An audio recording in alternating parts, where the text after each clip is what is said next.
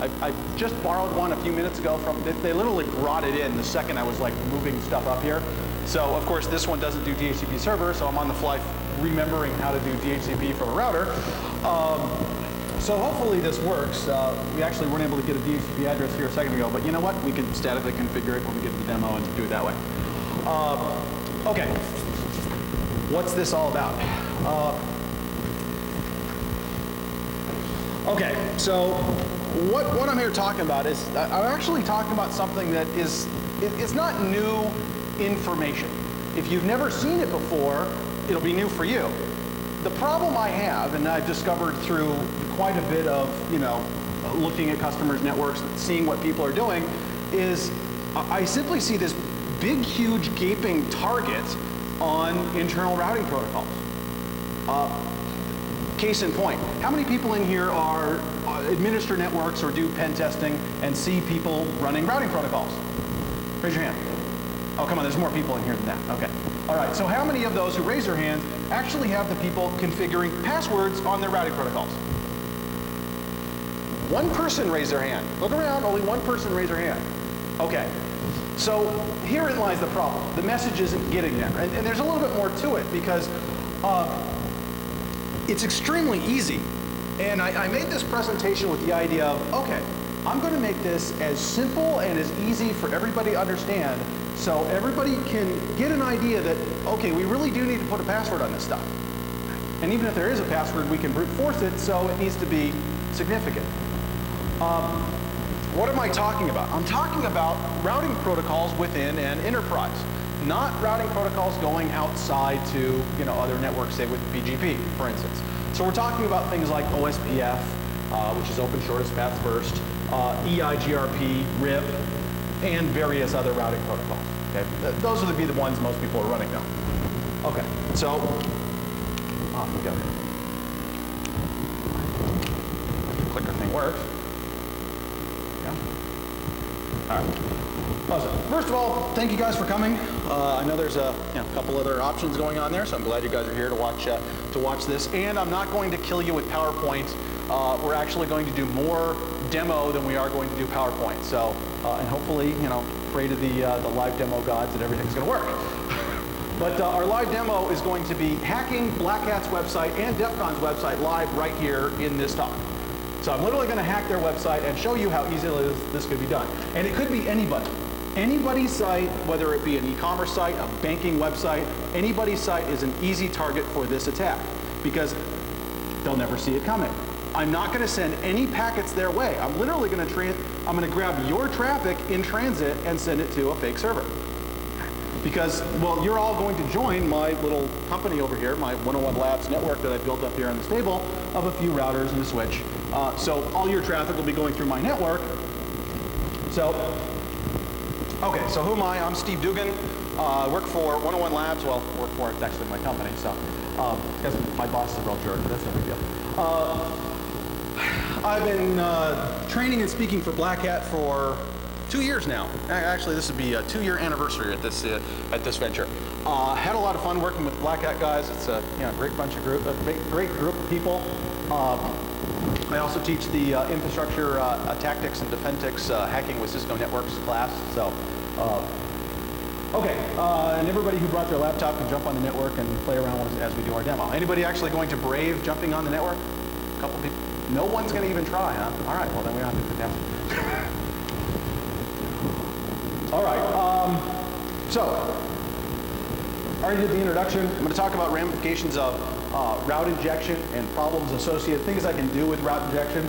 I'm going to talk about, then I'm going to do the live demo and show you actually how it's done, and then we'll have some time for Q&A. Now, last time I did this, I had a little extra time left over, so we'll see how we end up. Okay, so IGP route injection. As I mentioned, we're not talking about BGP here. We're not talking about routing between autonomous systems and between ISPs. We're talking about stuff going inside of an enterprise. The routers that need to, their primary job is reachability. To make sure you have reachability for all the different networks within your enterprise, the routers will be sending updates back and forth to make sure that you can get there. And the overwhelming interesting part about that is all the routers, once configured, trust each other implicitly.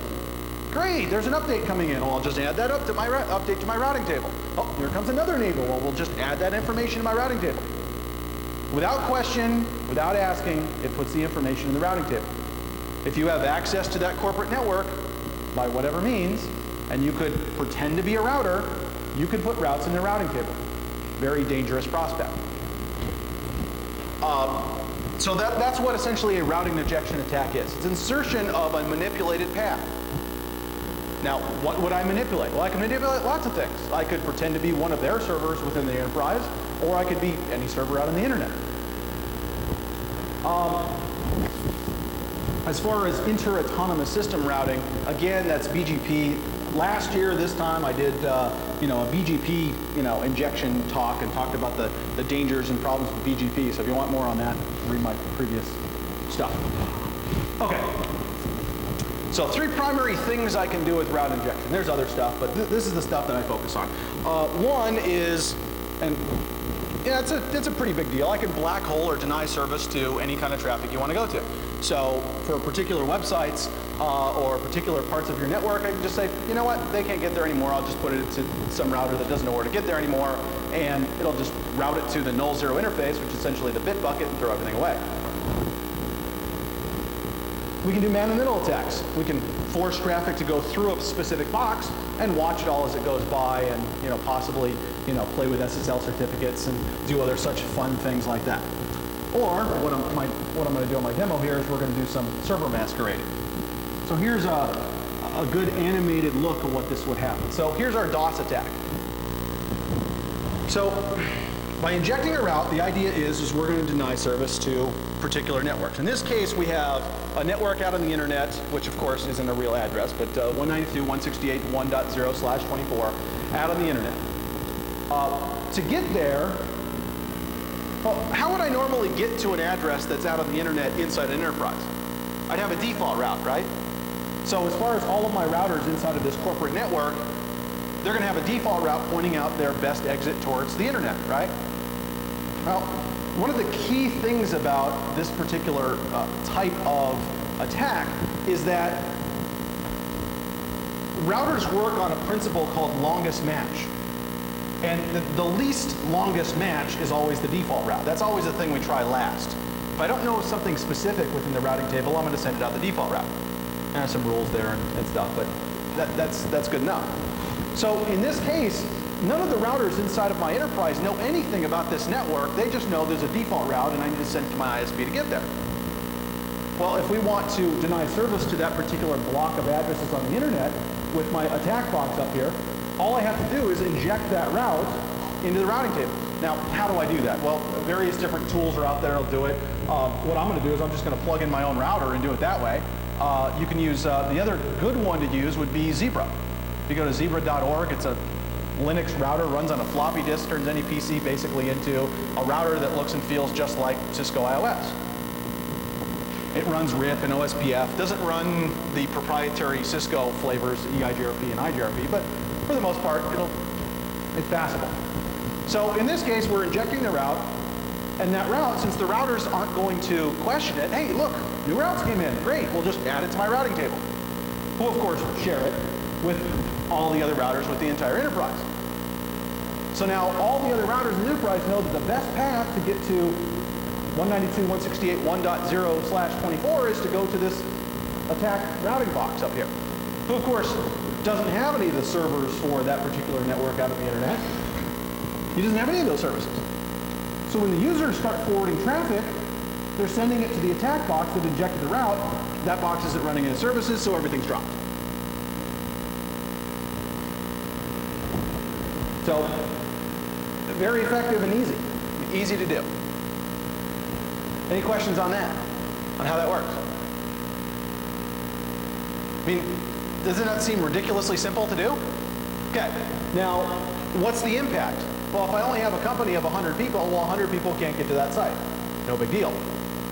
If a small ISP misconfigured one of their routers, and as a user who logged onto the network saw OSPF routing updates, well, anybody on that anybody inside that ISP or any transit traffic through the ISP would be affected by this attack. Imagine if you were a large network like, say, Boeing. Now, I'm not picking on Boeing, and I have no idea whether this would work on their network. I just mentioned Boeing because they're local, and they also have the world's largest private enterprise network, other than a government-owned or military-owned network. So I mentioned it from that standpoint because they have tons and tons of people on their network. If it was done there, well, we could be talking about maybe 100,000 people going through that network that might be affected by this attack. The other interesting part about this is if you're the owner of that 192.168.10 network, you either may not even know this is occurring, or even if you do, there's nothing you can do about it, because it's totally outside your realm of security. It's somebody else's security that we're attacking. All right, same scenario. This time what we're going to do is we're going to attack, say, an e-commerce site out on the internet. The address for that e-commerce site just so happens to be 192.168.1.25. Again, no one's going to sue me because that address won't exist on the internet. Okay, so in this case, now you're recording me, I'm going to wander around. Being up here on stage is freaking me out. So, all right. I like walking around. It's my thing. Okay, so route manipulation. In this case, what we're going to do is just inject the route for this one server. Now, on the internet with BGP, usually everybody else would filter those type of routes. We're going to inject a very specific route, actually a host route, with a /32 mask. 255.255.255.255. Just that one host is now injected in the routing table.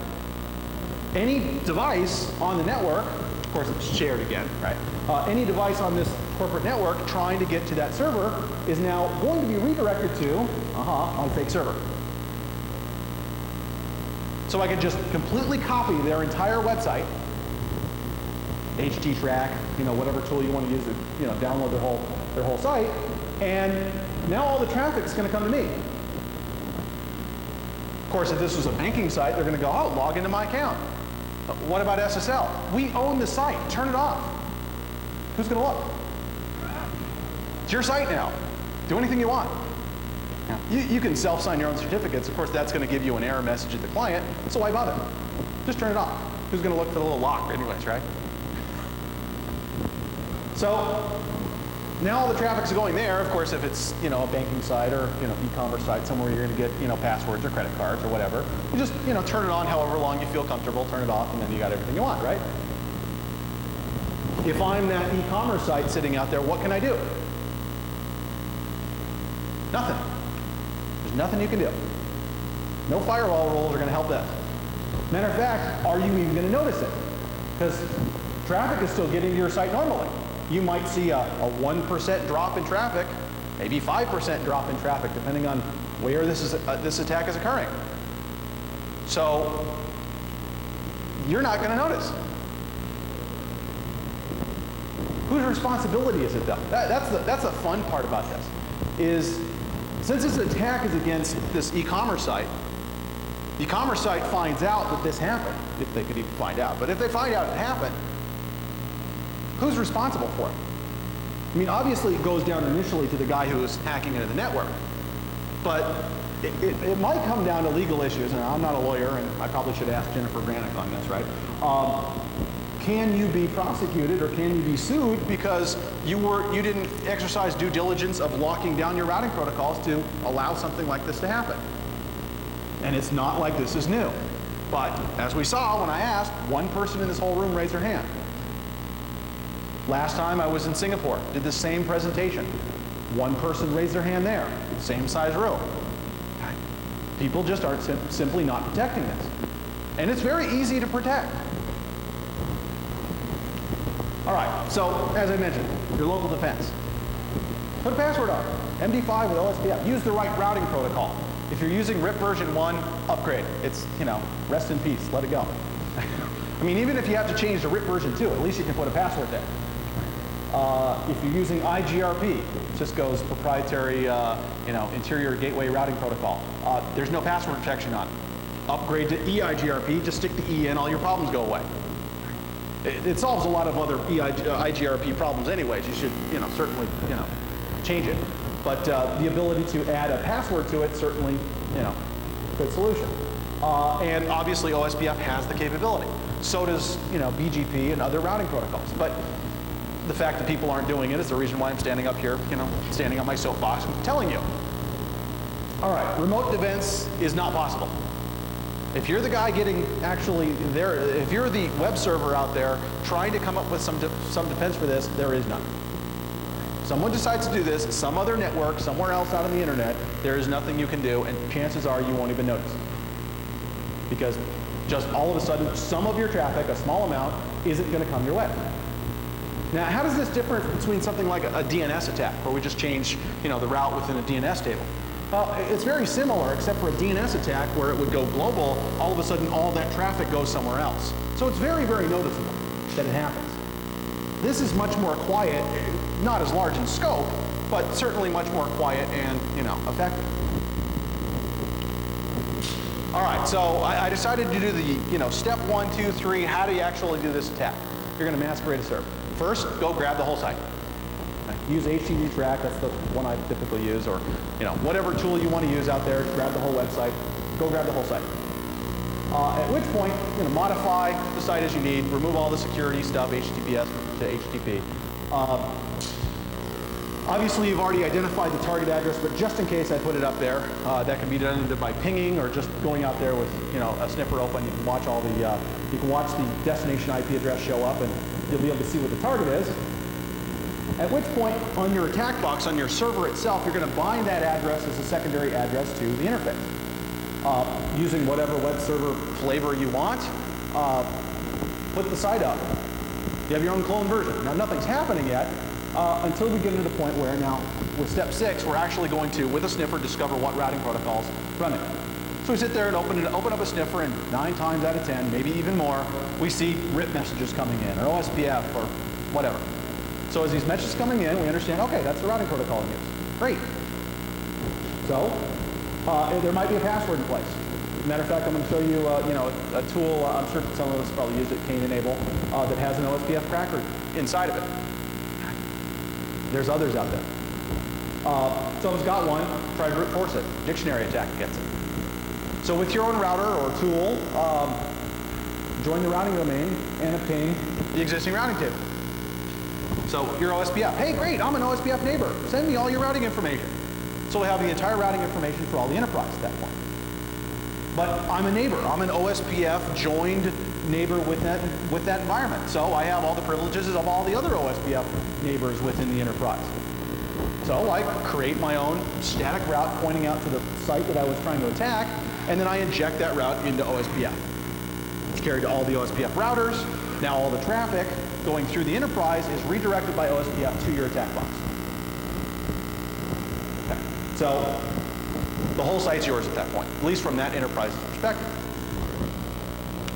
All right, any questions before I actually go to the demo? Like I said, not a whole lot of PowerPoint. We're actually going to watch this attack happen. Okay, so as I'm doing this, I have an AP up here. Please don't blast my AP. It's bad. It's hard enough doing live demos up here.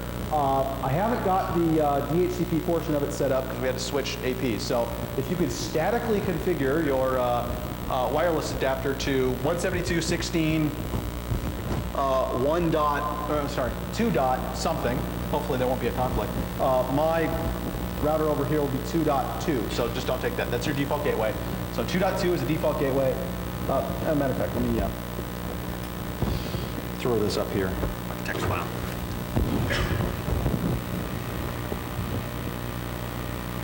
Actually, can you guys access the access point at this point, for those of you who are trying? I need somebody to actually tell me that they're trying this, so. Are you? You got the AP? Okay. Are you getting an IP address from it? I'm sorry? What's your IP address?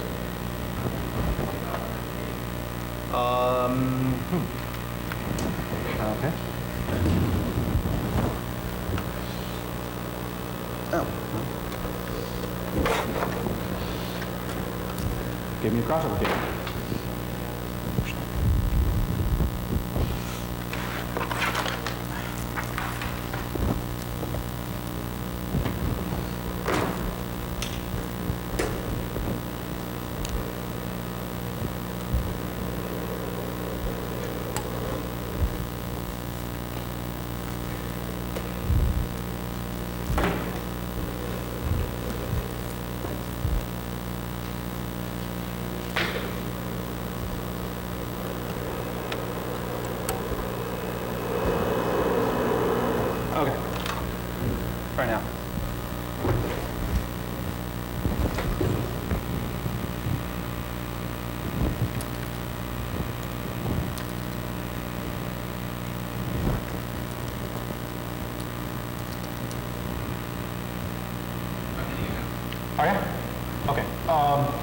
let's see.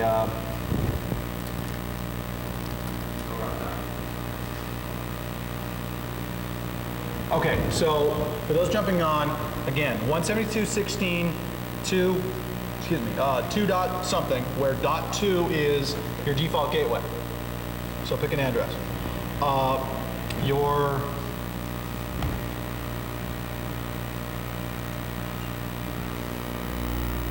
Your name server, your DNS name servers are right here. So that should allow you access out once you have those configured. Everybody can see this up here, big enough?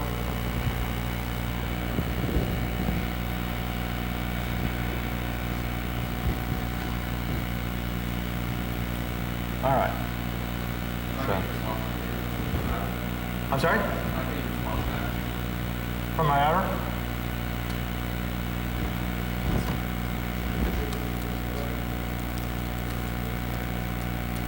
What's your address? You have firewall turned on? Oh, I got you. So you tried pinging 2 dot, I'm sorry, 2 dot, 2.1's your default gateway. My bad.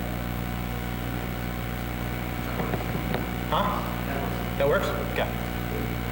All right, so 172.16, 2 dot something, 2.1 is your default gateway, and again, your name servers are up here. So, name servers are right here.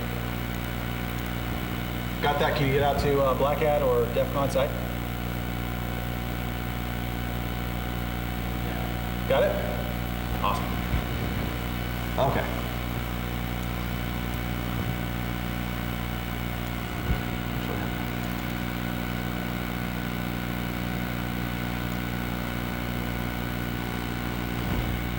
Hold on, change my resolution here. VMware server.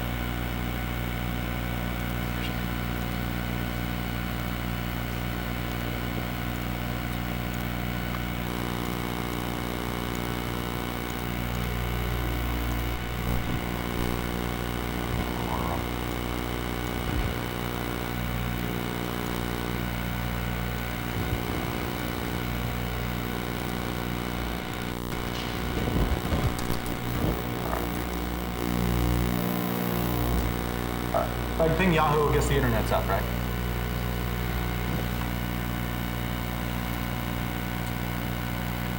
All right, so let's see. First thing I need to do is make sure I get, no, I have to reset my address.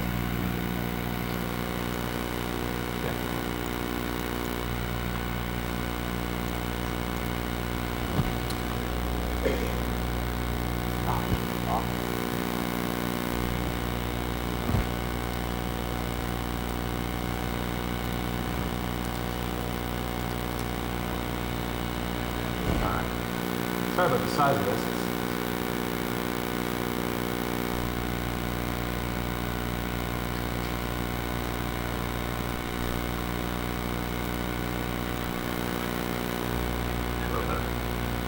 Okay, so first thing is I need to make sure I have an adequate website to put up in its place.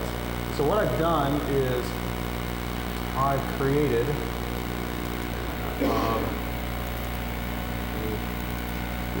and a whole bunch of them up here.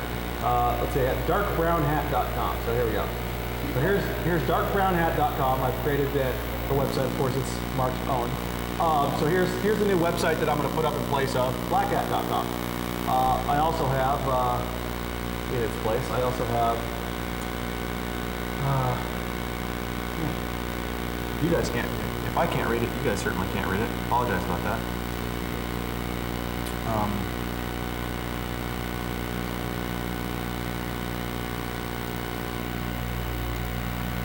There it is.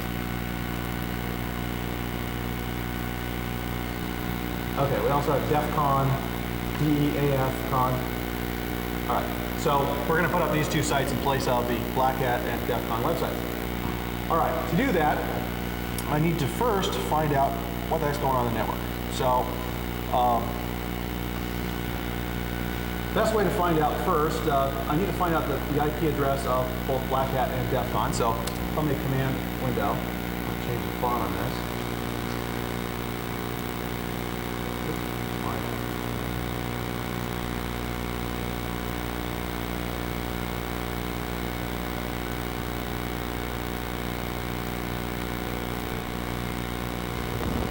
guys see that just fine? Simply ping Black Hat site. Of course, Black Hat's blocking all ICMP, but the DNS server is going to tell me what the address is. All right. Is it me or is it just really blurry? Yes? Huh? Now, say that louder. Bigger? Okay.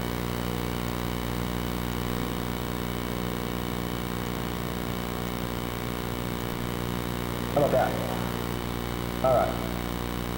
Okay, so although blackhat.com, of course, doesn't like ICMPs, you think, we were able to find out what the IP address is of the Black Hat server. Okay, so we found that out pretty easy. So I'm also going to ping the DEF CON site. Same scenario. Hey, they're actually responding to. Interesting. Okay, so I got my two IP addresses in place. So I need to bind those as secondary addresses.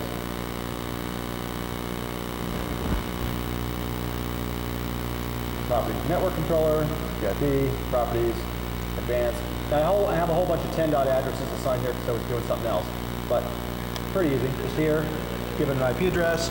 So in this case, we'll do DEF CON first, since it was there. 207.192.181.135.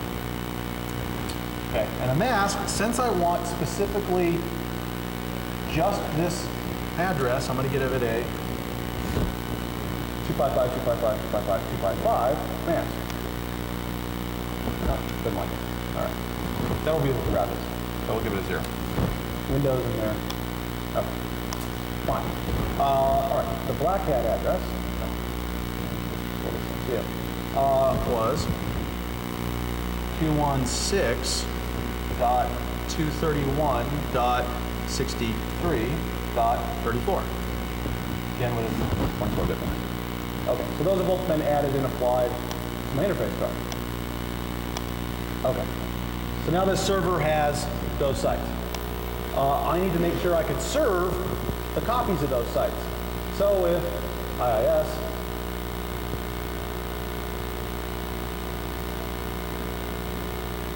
if you know what this says, then great. Otherwise, it's hard to read. And I don't think I can increase the size on it. So what I'm doing, I'm just going to IIS and I'm adding a website. So in this case, I'm doing www.blackhat.com. Next. And I'm going to assign it the 216 address.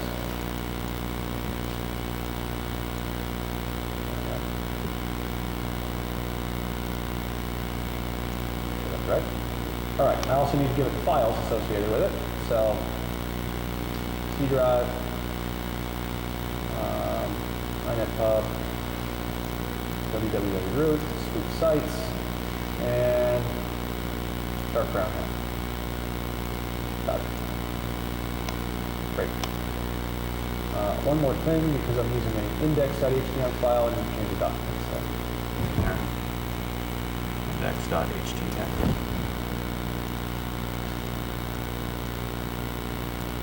Okay. So if I type,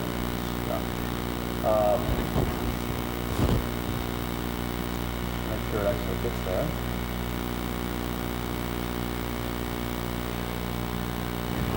http://216.231.63.34. There we go. Okay, so it's working on my site.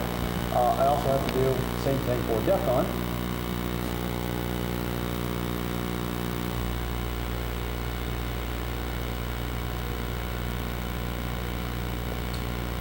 Okay, so again,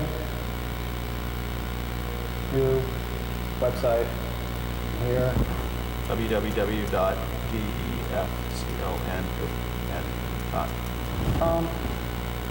Next, address for DEF CON was other 7 address. Great. Path. And .pub. Root. Root sites. Definitely. Okay. So now I have these two sites set up on my web server. No traffic's going here, but I have the site set up. All right. Nothing too fancy here so far, right? Okay. All right. Now, what I need to do is I need to find out what routing protocols to use. So,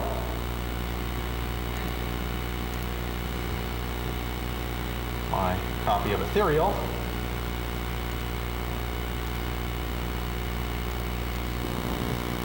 Right here. Actually, I kind of have one open, but you can change the font size on this.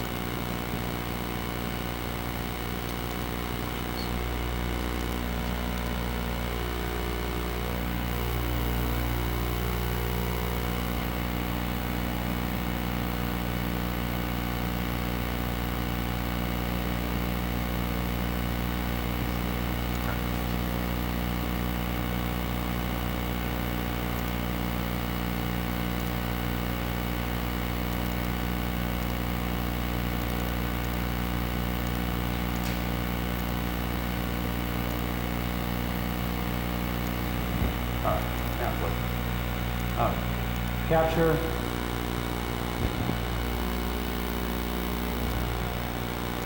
Right now.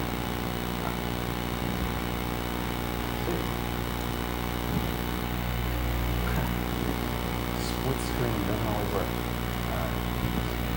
It's opening the drop-down menu on my other screen.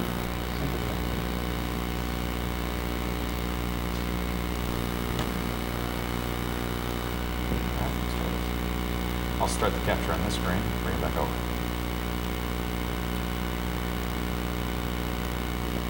All right.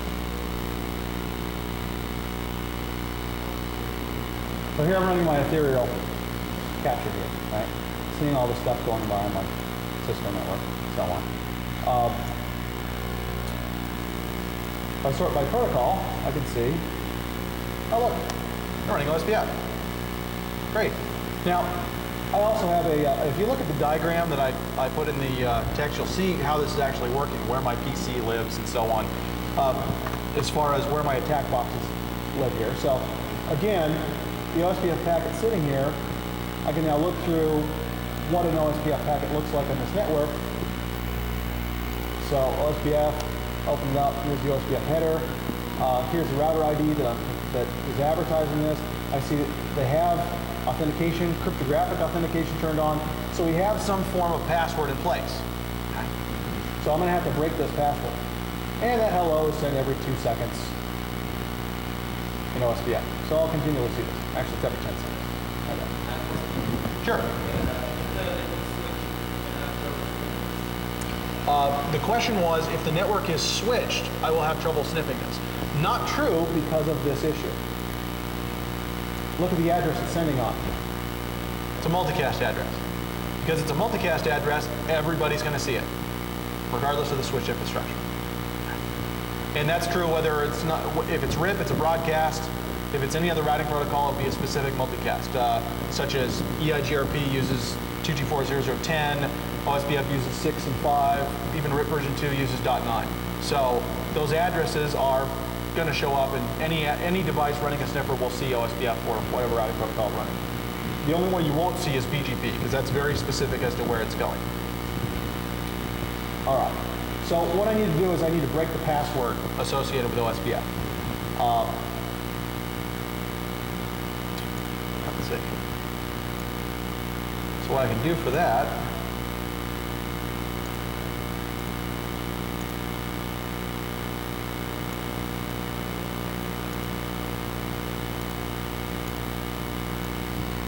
is run enable. Change the display on this here. Okay. There's no display options on this, unfortunately. So, Cane Enable, just one of many script kiddie type tools out there, has its own built-in sniffer. Turn the sniffer on, see OSPF routers, and here's my OSPF routers that are talking. From here, I see that they have the authentication type MD5, and here's the authentication string, sequence number, and here's the actual hash value. And it changes from time to time in OSPF. It's part of OSPF properties.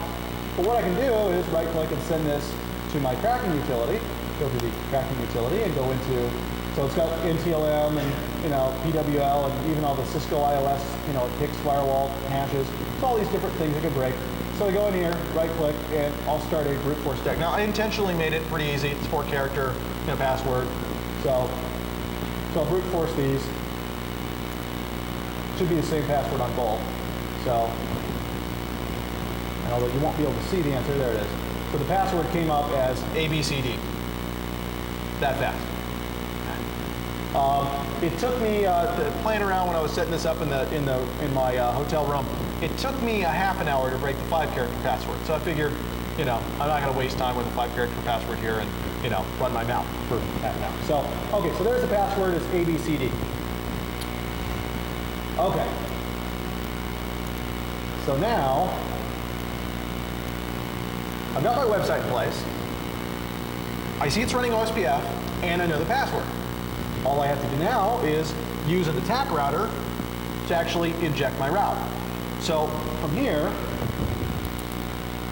this is router 1, which is actually part of the infrastructure. I have console connection over.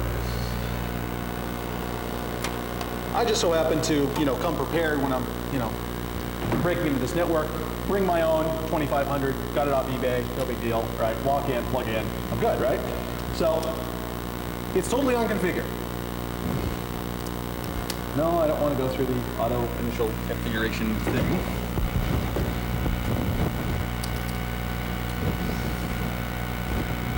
At this point, I can stand up and tap dance while the 2500 series is figuring out that it actually has to do something useful.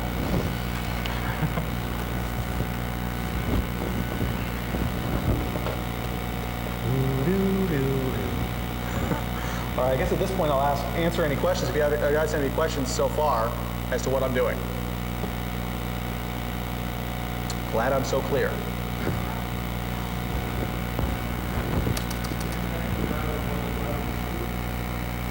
A little louder? Actually, no. I have, in this stack here, the bottom starting up, router 1's here, router 2 is here, router 3 is right here in your diagram that you have.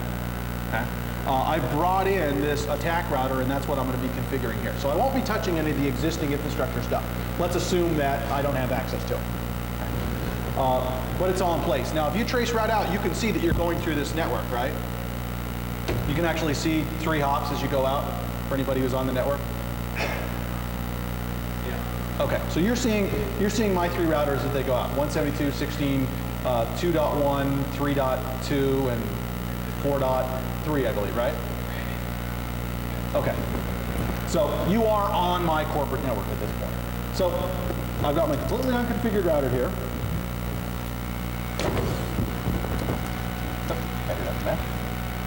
Again, everybody can see this, right? Okay. This is the important part. All right, so no configuration. Basic configuration, I'll give it a host name just for fun. Attack router. I need to go into interface E0 and, of course, bring it up, and give it an IP address, 172.16. Of course, I may not know what address to give it, but I do.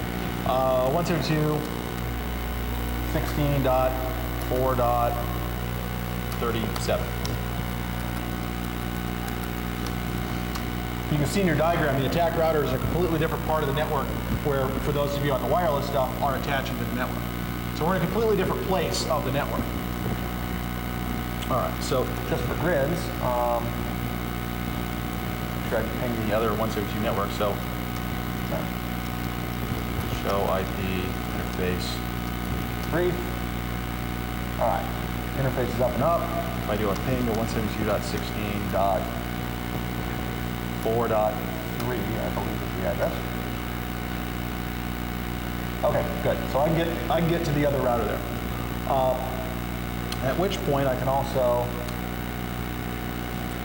create a static default route, so I can get out to the internet, 0.0.0.0, with that address, 172.16.4.3, That's there. Let's see. I got a cheat here because I don't remember the DNS addresses. Show.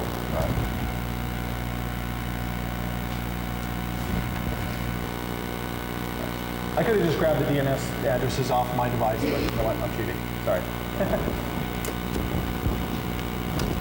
Okay. So from here, I'm also adding in the DNS addresses. So at this point, I can ping. Got it. Great. So my attack router is now able to access the internet without a problem. Okay. He's still not part of OSPF, right? So I need to configure OSPF and add him to the OSPF network. Fairly straightforward. Router OSPF 1. We need to assign the network address, so network 172.16.4.0 with a mask of 255. That's my interface. And then, of course, area 0, which we found out with the ethereal, what area we're in.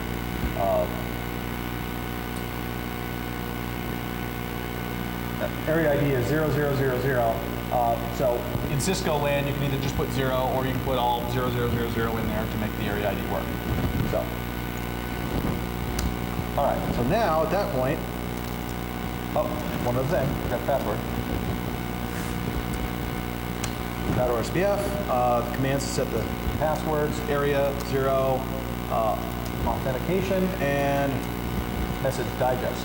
Turns on authentication. But you have to turn the authentication key on a per interface basis. So I need to go back into Ethernet E0 and do IP OSPF, message digest key. This is where people often get messed up when they configure OSPF passwords, because there's a few different options under the interface. You have authentication key and IP OSPF authentication. What you're really looking for is the message digest key down here to get a MD5 password with OSPF. So a lot of people will misconfigure this and have clear text passwords running in OSPF. All right, so message digest key. Again, going back to my ethereal sniff, the keys are all ID'd with a value. So if I look here, I'll see the key authentication ID was ID number 1, and I already broke the password, so I know what that is. So back here, we'll see what it wants next is the key ID. So key 1, it's going to use MD5. It's the only option I have. And then, of course, it wants the password, which is A, B, C, D. All right, now OSPF is configured. At this point, I can do a show IP OSPF neighbors, right? And I see, look, I have a couple neighbors. Show IP route. Don't have anything yet. Takes about 10 seconds to get a full routing table. And there we go. Just join the network. Do anything I want now. So,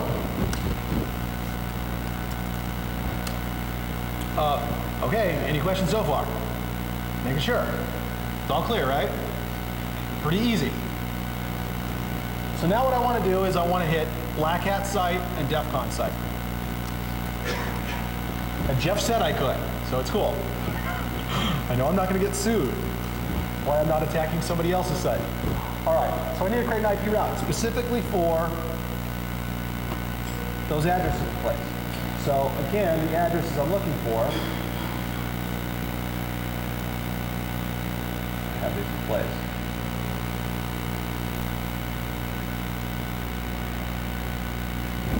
So 216.231.63.34 with a mask of 255.255.255.255.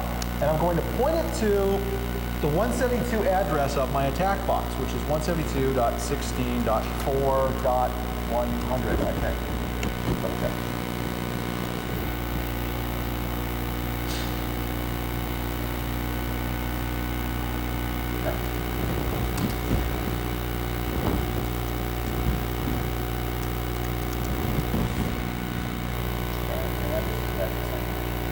All right, so yeah, okay, I'm 172.4.100. Okay, that's my address.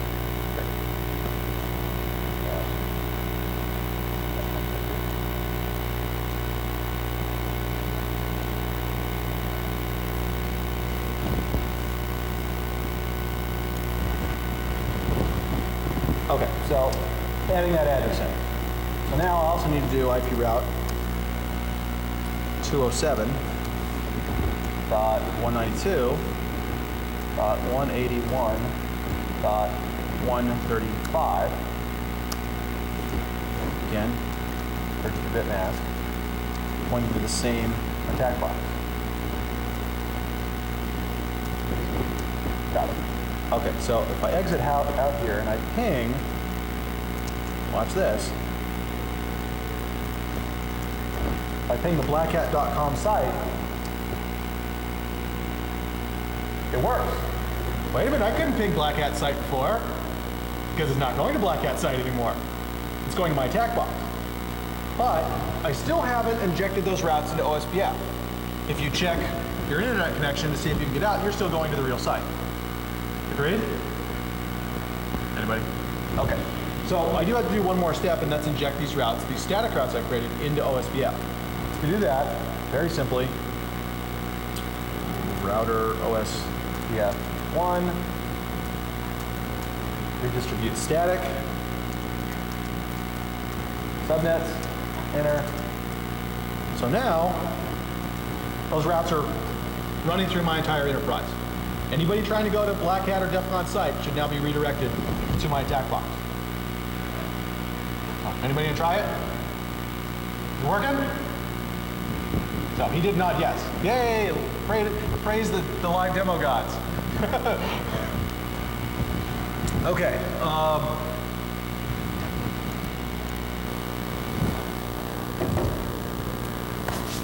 Can I add in here? Again, none of that traffic's going to the real site. Completely bypassed everything. Any questions on how that worked? It worked so easily, I'm amazed that I didn't have any problems. Okay. No questions at all? I have one. All right. Can you configure the routers to do this traffic on different VLANs? So it's not that easy. Okay, so the question was, can I do this on different VLANs? Because it's a routing issue, they're sharing between all the other routers in the network. So it's VLAN being a layer 2 issue, it's going to traverse the entire enterprise as far as the routing tables are concerned. So it's not, it's above that layer 2 VLAN issue. So it totally bypasses that, because no matter where you are, what VLAN you are on the network, you're still going to have to traverse and get to the routers eventually to leave your VLANs. So, question? So your attack depended on a couple of things. First was cracking the password. Yeah. Actually, this was the second. First was your membership into all routers, IGMT, like vertical. Right? Okay. 24.0.0.5. Right. Now, do you get that? Because on a edge leg, the routers don't forward any IGMT stuff. Okay, so your question is on an edge link going out towards the internet? No, in the forward. Oh, in the corporate side? If you only have one router in your network, then obviously this attack isn't going to work too well. This is an attack against a decent sized network. I mean, a small network company with 3 or 4 sites through a WAN connection is certainly going to be a target. Okay? As long as you have routing and you're running a routing protocol, it's valid. But the thing is that other ways I can protect this, make sure my routing updates are never seen by the users. Doing things like passive interfaces and so on. Don't send updates out to users. That's another great protection mechanism besides the password itself. If I When you know the password, you won't get the IGMT multicast itself. The 224.0.0.5. Right. Yeah, I can That sniff it. cannot be forwarded to the edge because the router on the edge knows there is no other router behind. I agree, and that's my point. So this question is, the users won't see the 224.0.0.5 message. If you've got a LAN that only has one router, there's no reason for that router to be sending routing updates out there, no matter what kind of routing update it is. So you want to use a passive interface in that case and make sure the routing updates aren't going there. But if you've got users on the same network as a couple routers that are exchanging routing information, you're going to see the multicast. Unless you go so far as to go to the switch and say, okay, on this particular multicast, only send it between these 2 ports. You can actually lock it down from the switch and say, go that far. And say, only updates between, only this multicast should go only between these points. I'm not sure I understood this point. Because even if there are multiple routers inside of the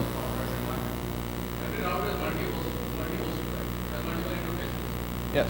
So there is one, there might be 4 or 5 interfaces that it shares with other routers. There is one interface that it just leads into an edge, like set of hosts. And I'm talking about this vertical packets never reaching those edges. The multicast packets won't ever reach those. Well, the question was again, so what you're saying is the multicast sent from anywhere at the network not reaching the users? Not reaching the leg which does not have the router. What you're missing here is the fact that the routers never forward those multicasts. As soon as the router receives that multicast, it will not forward it out, just like it's a broadcast. Especially considering it's a multicast for a routing protocol that the router either does or does not support that routing protocol. If it sees it come in, it will either use the information or throw it away. It will not forward it out other interfaces. The subscription mechanism you're referring to is for multicast routing, IGMP, and so on. That would be for end user type multicast traffic. I'm doing video streaming and so on. You have to tell your routers to support multicast routing to make that happen. This is not going to be multicast routed because it's a routing protocol. So you can, with due diligence, make sure that your end users don't see the routing updates. They don't even get the hello messages. The problem you're going to have is if you're on a network that has multiple routers with hosts, then what can I do there to make sure that those hosts can't see those updates? So that definitely becomes an issue as well. Good question.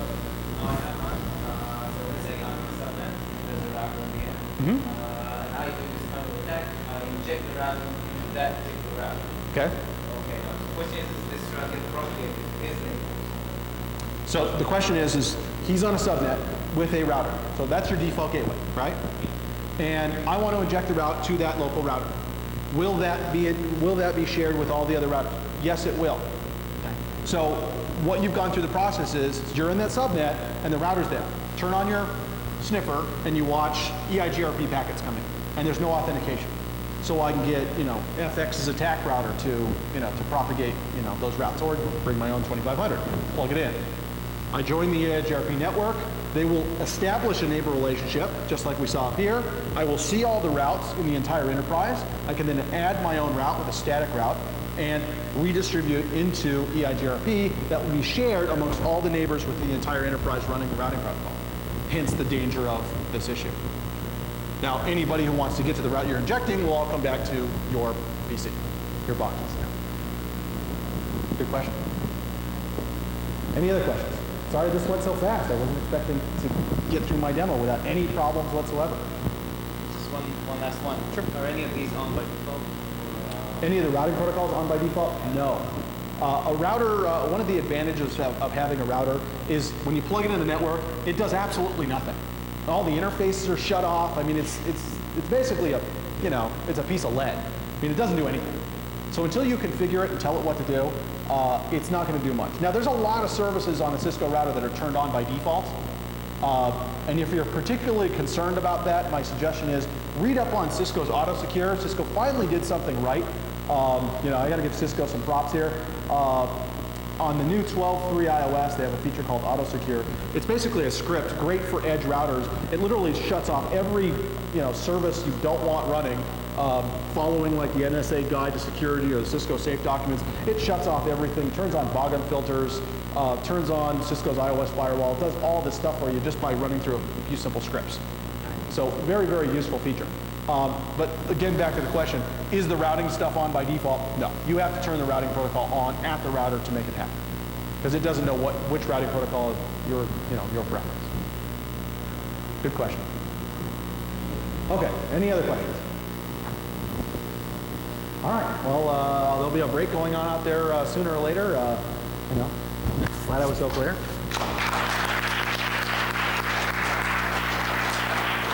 If you guys have any other questions, you can come on up here and ask.